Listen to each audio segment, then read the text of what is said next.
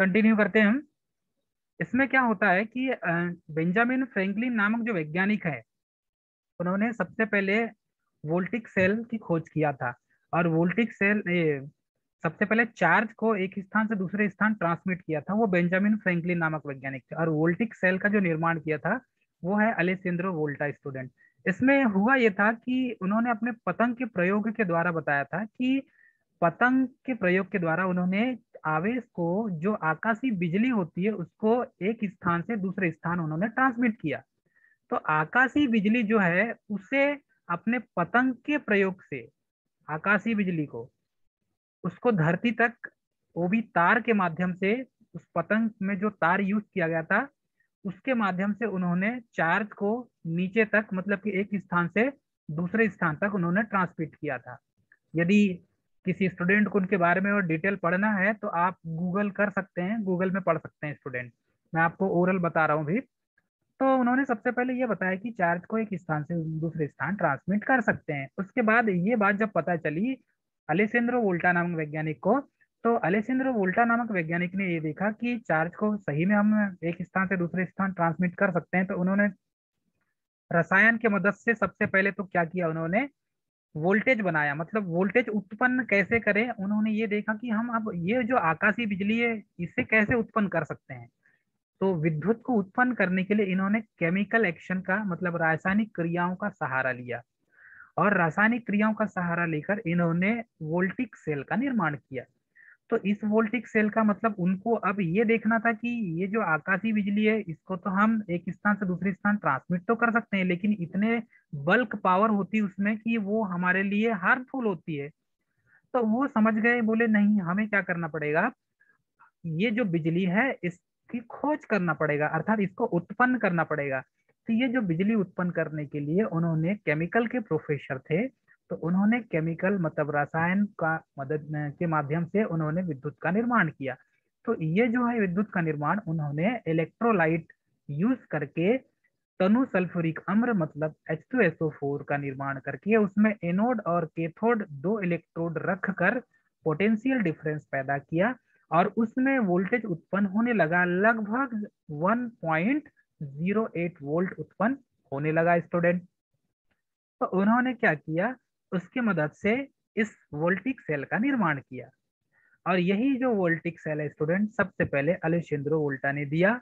और आज भी वोल्टा के नाम पर ही वोल्टेज जो है उसकी इकाई, जो वोल्ट है, वोल्टेज की इकाई अर्थात ईएमएफ की इकाई, अर्थात वोल्टेज की इकाई, या कह सकते हैं ईएमएफ की इकाई जो है वो वोल्ट है। तो इन्हीं के नाम पे फाउंडर यही थे, वोल्टेज की खोज इन्होंने किए थे। ठीक है, इसीलिए इन्हीं के नाम पर उसकी इकाई रख दी गई, अर्थात की वोल्ट। ये अलेसेंद्रो वोल्टा के सरनेम पर वोल्ट इकाई रखी गई है, वोल्टेज की इकाई वोल्ट रखी गई स्टूडेंट। तो ये हमें याद रहना चाहिए। जैसे ही आप देखते हैं तो ये जो मैंने आपको अभी थीसिस बताया, ये जो मैंने आपको पूरी कहानी बताया मैंने, ये आपको याद रहना चाहिए कि सबसे पहले जो सेल की खोज किया था या सेल जिसने निर्माण किया था वो अलेसेंद्रो वोल्टा ने किया था स्टूडेंट। मतलब कि ईएमएफ का निर्माण करता कौन है, अलेसेंद्रो वोल्टा है स्टूडेंट। ये हमें बेसिकली तौर पे पता रहना चाहिए। तो ये इस टाइप से ये है वोल्टिक सेल, और इसके निर्माण करता है अलेसेंद्रो वोल्टा। इनका नाम भी याद आपको रहना चाहिए, ये महान वैज्ञानिक थे। यदि ये वैज्ञानिक इनने खोज नहीं किया होता तो आज हमें बैटरी जो है, सेल का जो ग्रुप है जिसे बैटरी कहते हैं, the group of cell battery, वो हमें देखने नहीं मिलता स्टूडेंट। तो ये भी हमें सब स्टूडेंट को पता रहना चाहिए। ठीक है स्टूडेंट, अब हम आगे बढ़ेंगे। सेकंड में है डेनियल सेल। डेनियल सेल क्या होता है इसे भी देखेंगे स्टूडेंट। तो मैं थोड़ा सा कर्सर को बढ़ाकर इसे आगे बढ़ाना चाहूंगा। डेनियल सेल क्या होता है, सेकंड में देखेंगे हम डेनियल सेल। तो डेनियल सेल, अब देखो स्टूडेंट, सबसे जो बेसिक सेल था, सबसे बेसिक सेल वो था वोल्टिक सेल। वोल्टिक सेल बनने के बाद फिर जो साइंटिस्ट हैं, दूसरे दूसरे साइंटिस्ट, वे अब सेल की खोज करने लगे। तो सब अपने अपने हिसाब से फिर दूसरे सेल, तीसरे सेल, अलग अलग सेल का निर्माण करने लगे। तो जो वोल्टिक सेल है, वो जो वोल्टिक सेल का निर्माण किया था अलेसेंद्रो वोल्टा ने स्टूडेंट, वो सिर्फ एक बार यूज करने के बाद फेंक दिया जाता था, मतलब कि उसका दोबारा यूज नहीं किया जा सकता था। लेकिन उस समय उसकी खोज करना बहुत बड़ी बात थी। उसके बाद है, ये हम अभी पढ़ रहे हैं स्टूडेंट, प्राइमरी सेल। तो प्राइमरी सेल का सेकेंड सेल है डेनियल सेल। इस सेल का नाम भी वैज्ञानिक पर ही रखा गया है। जिस वैज्ञानिक ने इसकी खोज किया, वही वैज्ञानिक के नाम पर इस सेल का नाम रखा गया है। तो ये प्राइमरी सेल कहलाते हैं, ये हमें याद रखना है। ये सेल कौन से स्टूडेंट? प्राइमरी सेल है। तो इसमें कैथोड के रूप में तांबे का एक बेलनाकार पात्र का प्रयोग किया गया। तांबे का एक बेलनाकार पात्र। तो कैथोड में कौन सा आवेश होता है, ये हमें याद रहना चाहिए। कैथोड में माइनस चार्ज होता है, निगेटिव चार्ज होता है, ऋणात्मक आवेश होता है। तो ये जो ऋणात्मक आवेश होगा वो किस में होगा? तांबे का एक बेलनाकार पात्र में होगा। और बर्तन में ऊपर की ओर तांबे का एक छिद्रयुक्त छज्जा, जिसे आपकी क्या बोलते हैं, बालकानी कहते हैं, वो होता है। और उसमें कॉपर सल्फेट H2SO4 के ठोस रवै यानी क्रिस्टल भरे होते हैं उसमें।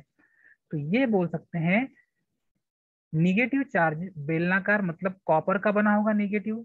तो ये यदि पॉजिटिव का है तो ये क्या हो जाएगा? निगेटिव का स्टूडेंट।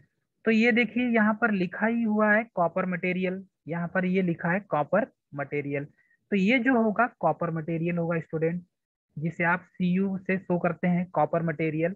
तो इसमें चार्ज कौन सा होगा? कॉपर मटेरियल में कॉपर इलेक्ट्रोड बोल सकते हैं, उसमें होता है निगेटिव चार्ज। ठीक है स्टूडेंट। और जिसमें पॉजिटिव चार्ज होगा वो होगा, ठीक है, एक बर्तन के ऊपर क्या बोला गया है, तांबे का एक छिद्र युक्त क्या हो जाएगा? बालकानी या छज्जा होगा। या बोल सकते हैं एक लीड निकल जाएगी, एक टर्मिनल निकल जाएगा। और उसी टर्मिनल से, मतलब ये फर्स्ट वाला इस साइड वाला पात्र ये हो गया स्टूडेंट, और सेकेंड वाला पात्र इस साइड वाला पात्र जो है ये इसको शो किया गया है। मतलब दोनों को अलग अलग दिखाया गया है। तो ये हो जाएगा, इसमें जो सॉल्वेंट भरा जाएगा वो होगा CuSO4। CuSO4 मतलब ये हो जाएगा कॉपर सल्फेट, इसे कहते हैं। तो CuSO4 का फुल फॉर्म क्या हो जाएगा? Copper sulphate student. तो ये जो कॉपर सल्फेट है ये ठोस क्रिस्टल की आकृति का यहाँ पर इलेक्ट्रोलाइट भरा जाएगा। मतलब ये जो घोल होगा वो इलेक्ट्रोलाइट का होगा, कॉपर सल्फेट का घोल होगा, जो पात्र में रखा जाएगा स्टूडेंट। जब आप इसे रखेंगे तो सीरियसली इससे इलेक्ट्रिसिटी फ्लो होने लगेगी, चार्ज का बहाव होने लगेगा, आवेश यहाँ से क्यू चार्ज फ्लो होने लगेगी।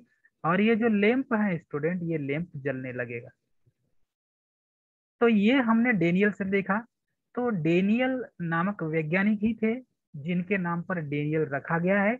और डेनियल नामक वैज्ञानिक के नाम पर ही, जिन्होंने डेनियल सेल की खोज की थी, उन्हीं के नाम पर डेनियल सेल का नाम रखा गया है स्टूडेंट। और ये जर्मन वैज्ञानिक थे स्टूडेंट, डेनियल। और इन्हीं के नाम पर इन्होंने डेनियल सेल की खोज की, जो एक प्राइमरी सेल है जिससे इलेक्ट्रिसिटी एक बार लेने के बाद दोबारा उसे उपयोग में नहीं ला सकते स्टूडेंट। इतना हम डेनियल सेल के बारे में समझ गए। इसमें ये पूछा जाता है कि कॉपर सल्फेट जो है, मतलब किस इलेक्ट्रोलाइट के रूप में किसका यूज करते हैं डेनियल सेल में? तो इलेक्ट्रोलाइट के रूप में हम यूज करते हैं कॉपर सल्फेट का स्टूडेंट। फिर ये पूछ लेता है कि इसमें जो बेलनाकार पात्र होता है वो किसका बना होता है?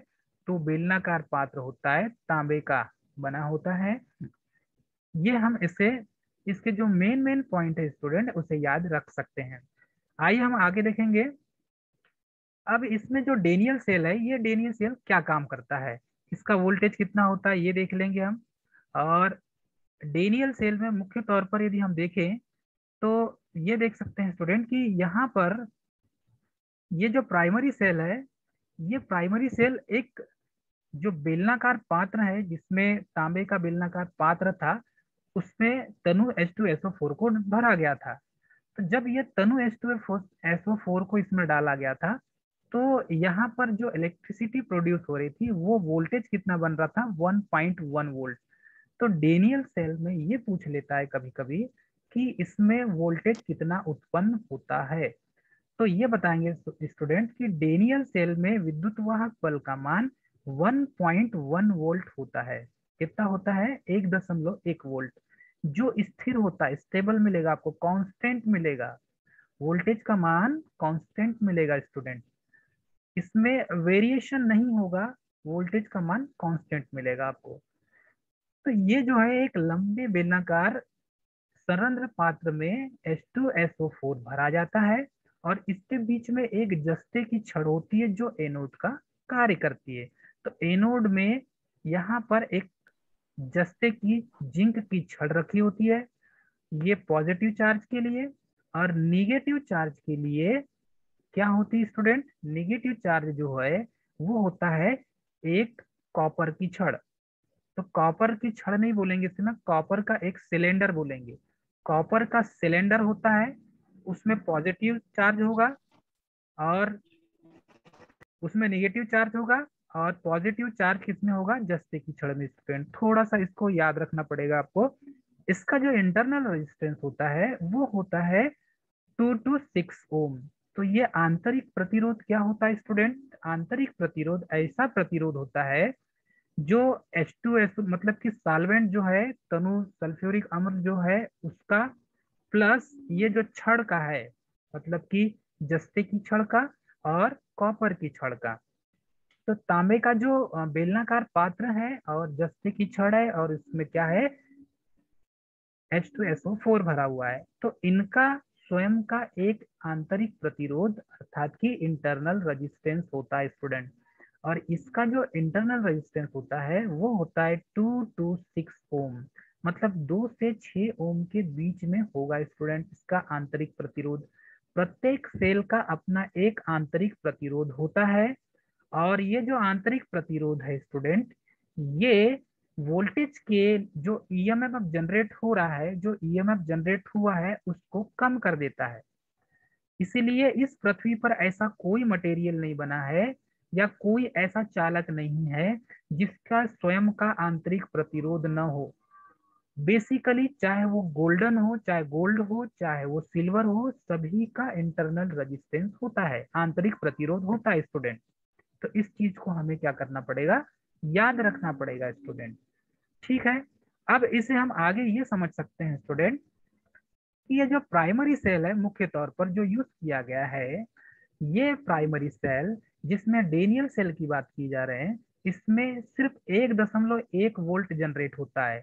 1.1 वोल्ट। कई बार एग्जाम में पूछा जाता है कि डेनियल सेल में ईएमएफ कितना उत्पन्न होता है, अर्थात कितना वोल्टेज उत्पन्न होता है या कितना वोल्टेज हमें देता है। तो ये होता है 1.1 वोल्ट, 1.1 वोल्ट देता है स्टूडेंट। ये हमें याद रखना पड़ेगा। ये इसका मुख्य पॉइंट हो गया स्टूडेंट। उसके बाद ये पूछ लेता है कि इसमें ऑब्जेक्टिव के तौर पे जो तनु सल्फ्यूरिक अम्ल है इसका यूज किया जाता है। तो इलेक्ट्रोलाइट के रूप में हम किसका यूज करते हैं? इलेक्ट्रोलाइट के रूप में H2SO4 का यूज करते हैं। इसमें मिसप्रिंट है स्टूडेंट। इसे H2SO4 को कैसा लिखा जाता है? 2 को बेस में लिखा जाता है, एस, और 4 को भी क्या लिखेंगे स्टूडेंट? हम बेस में लिखेंगे। तो ये इस टाइप से H2SO4 लिखा जाता है, और ये तनु सल्फ्यूरिक अम्ल यहाँ पर डेनियल सेल में यूज किया जाता है स्टूडेंट। तो ये तो हो गया सेकेंड सेल। अब हम देखेंगे थर्ड सेल। तो थर्ड सेल जो है स्टूडेंट वो है लेक्लांची सेल। क्लास कितने बजे ओवर होगी? कैसे बोले? ओवर कितने बजे होगी क्लास? क्लास ओवर हो जाएगी थोड़ी देर में, ये थर्ड सेल पढ़ेंगे उसके बाद ओवर हो जाएगी क्लास। तो बस ये लास्ट सेल देख लीजिए, उसके बाद क्लास एंड कर देंगे हम। लेक्लांची सेल क्या होता है स्टूडेंट कि इसमें इलेक्ट्रोलाइट के रूप में हम अमोनियम क्लोराइड का यूज करते हैं। तो ये प्राइमरी सेल है, यहाँ पर हम प्राइमरी सेल पढ़ रहे हैं, प्राइमरी सेल। और प्राइमरी सेल में जो थर्ड सेल है स्टूडेंट वो है लेक्लांची सेल। लेक्लांची सेल में हम अमोनियम क्लोराइड का, इलेक्ट्रोलाइट का जो घोल है वो अमोनियम क्लोराइड का घोल होता है। तो प्राय क्या किए कि सभी अलग अलग टाइप के जो साइंटिस्ट थे, अलग अलग वैज्ञानिक थे, उन्होंने खोज करना स्टार्ट किया। जैसे ही अलेसेंद्रो वोल्टा ने रसायनों के मदद से ईएमएफ उत्पन्न किया, अर्थात कि वोल्टेज उत्पन्न किया, तो बाकी सभी वर्ल्ड, पूरे वर्ल्ड में ये बात चलने लगी कि रसायनों की मदद से इलेक्ट्रिसिटी को उत्पन्न किया जा सकता है। तो जैसे अलेसेंद्रो वोल्टा ने रसायनों की मदद से विद्युत का निर्माण किया, ईएमएफ पैदा किया, वैसे ही दूसरे साइंटिस्ट भी जो केमिकल के बड़े बड़े प्रोफेसर थे वर्ल्ड में, इन साइंटिस्ट ने भी काम करना चालू किया। और उसका परिणाम ये हमें मिला कि ये जो अलग अलग प्रकार के जो प्राइमरी सेल हैं ये हमें मिले, जिसमें से हमने वोल्टिक सेल पढ़ा, डेनियल सेल पढ़ा, और थर्ड हम पढ़ रहे थे लेक्लांची सेल। तो ये अलग अलग लेक्लांची नामक जो सेल है वो भी साइंटिस्ट के सरनेम पर रखा गया, उसके नाम पर रखा गया लेक्लांची। तो उसने क्या किया इस वैज्ञानिक ने कि लेक्लांची सेल में जो इलेक्ट्रोलाइट यूज किया वो अमोनियम क्लोराइड यूज किया स्टूडेंट। अमोनियम क्लोराइड का घोल यूज किया उसने, मतलब कि कोई पात्र होगा और उस पात्र में अमोनियम क्लोराइड को भरा जाएगा और उसमें इलेक्ट्रोड रखे जाएंगे। तो ये एक इलेक्ट्रोड, तो इसमें कार्बन की छड़ कैथोड के रूप में, और कैथोड में कौन सा चार्ज होता है स्टूडेंट? माइनस चार्ज होता है। कैथोड में माइनस चार्ज होता है, और कार्य करता है ये कार्बन की छड़ जिसमें माइनस चार्ज होता है। और इलेक्ट्रोलाइट में जो डूबा हुआ दूसरा है जस्ते का छड़, वो एनोड का कार्य करता है। तो जस्ते की छड़ और कार्बन की छड़ आपको प्राइमरी सेल में सबसे ज्यादा यूज करने में मिलेंगे स्टूडेंट। पहले के समय में एक किसान टार्च आया करता था, और उस किसान टार्च में छोटे छोटे ऐसे बड़े वाले सेल लगते थे स्टूडेंट। शायद आपको याद होगा, या फिर आप गूगल कर सकते हैं। पहले जो पुराना टार्च आता था स्टील का आता था जिसमें सेल लगते थे, उसमें यही प्राइमरी सेलों का यूज किया जाता था। तो ये जो सेल हैं इन सेलों को जब बनाने के पीछे रीजन वही था, एक बार यूज करो उसके बाद उसको आप फेंक दो, उसको दोबारा यूज नहीं कर सकते थे प्राइमरी सेल को। तो इसमें कार्बन की छड़ कैथोड के रूप में और जस्ते की छड़ एनोड के रूप में यूज किया गया है स्टूडेंट। तो इसमें जो द्विध्रुव बोलते हैं पोलराइजेशन के रूप में, मतलब कि ये बोल सकते हैं प्लस और माइनस के रूप में जो तोड़ने का काम जो करेगा, प्लस और माइनस के रूप में, मतलब पॉजिटिव आयन और निगेटिव आयन, इसको आयन कहा जाता है। कभी भी जो केमिकल होता है उसमें करंट का जो फ्लो होता है स्टूडेंट वो आयन के कारण होता है। ये प्रीवियस क्लास में हमने बताया है आपको। तो करंट का जो फ्लो है या चार्ज का जो फ्लो है वो आयंस के कारण होता है, पॉजिटिव आयन और नेगेटिव आयन के कारण। तो इसमें पोलराइजेशन का जो काम करता है वो करता है मैग्नीज डाइऑक्साइड, इसको कहते हैं MnO2। ये टू जो है स्टूडेंट वो बेस में आएगा। तो इसमें द्विध्रुवक मतलब कि पोलराइजेशन का जो कार्य करता है वो मैग्नीज डाइऑक्साइड करता है स्टूडेंट, MnO2 करता है स्टूडेंट। तो इस तरीके से हम इसे समझ सकते हैं। तो लेक्लांची सेल का वोल्टेज कितना होता है यदि हम देखें, तो लेक्लांची सेल का वोल्टेज जो होता है स्टूडेंट वो होता है 1.46 वोल्ट। ये कितना वोल्टेज बिल्डअप करके देगा स्टूडेंट, मतलब ईएमएफ या विद्युत वाहक बल पैदा करके देगा? तो वो देगा स्टूडेंट 1.46 वोल्ट। सभी स्टूडेंट को दिख रहा है? तो 1.46 वोल्टेज पैदा करके कौन देता है, इतना ईएमएफ जनरेट होता है स्टूडेंट लेक्लांची सेल में।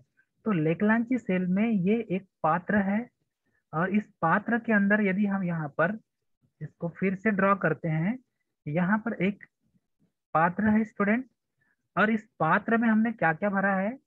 इस पात्र में हमने, तो यहाँ पर हमने डाला है NH4, NH4Cl। ठीक है स्टूडेंट। तो यहाँ पर अमोनियम क्लोराइड हमने डाल दिए NH4Cl, और साथ में पोलराइजेशन के लिए MnO2 डाल दिए।